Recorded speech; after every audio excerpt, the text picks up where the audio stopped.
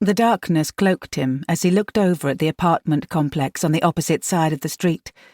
It was 11 p.m, and SAGA was deserted. The piercing cold kept most people indoors. Only a few had passed by in the hour he had been sitting in his car. He hadn't paid any attention to them. He had been carefully focused on the apartment on the first floor. The ceiling light was turned on in the living room, sending its glow out to the balcony. Contrary to the neighbouring balconies, no satellite dish had been installed on the low railing, which meant that he had a clear view of the living room through the narrow balcony door. A clear view of Christina Sand. He had observed her walking back and forth. She wore a white t-shirt that accentuated her breasts. He had seen her long hair flutter as she turned around. 20 minutes ago he had caught a glimpse of a wine glass in her hand, and he was thinking that she must be having a party. Her private party, because he knew that she was alone up there. All alone. Christina came into view again. Standing in front of the balcony door, she sipped from the glass. Was she wearing jeans? Maybe leggings? He wasn't sure. No matter what, the outfit accentuated her gorgeous long legs. She was swaying her hips back and forth to the beat of the music she listened to, he guessed. He reached for the button to the side window and rolled it down. He had naively hoped that he would be able to hear what she was playing, but all that reached him was the distant sounds of the city. He rolled the window back up and turned on the radio. The music they were playing was heavy and noisy, and he continued pushing the dial buttons until he landed on some older pop.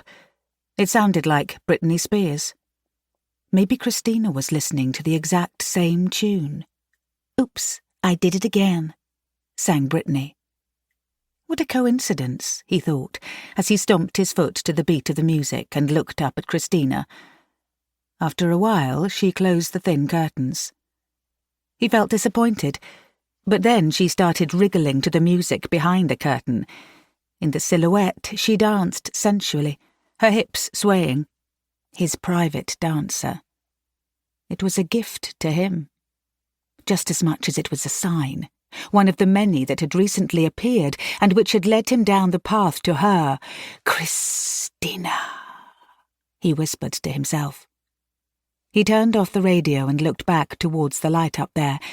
She was like a firefly fluttering about a single light bulb, drawn to something it can't quite comprehend. Like Christina was drawn to the music and her movements. Like he was driven by certain instincts growing stronger and darker within, instincts that were inexplicable but that he knew he would have to obey to feel whole. He grabbed the leather briefcase on the passenger seat.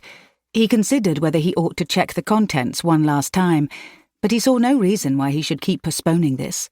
Now was the time for the whole thing to be executed, that which had always been in his mind, that which had rushed through his veins. He opened the car door and got out. It had started to rain, and the raindrops bounced off his long black nylon coat. He pulled up the collar and started to cross the dark street, keeping a firm grip on the handle of the leather briefcase.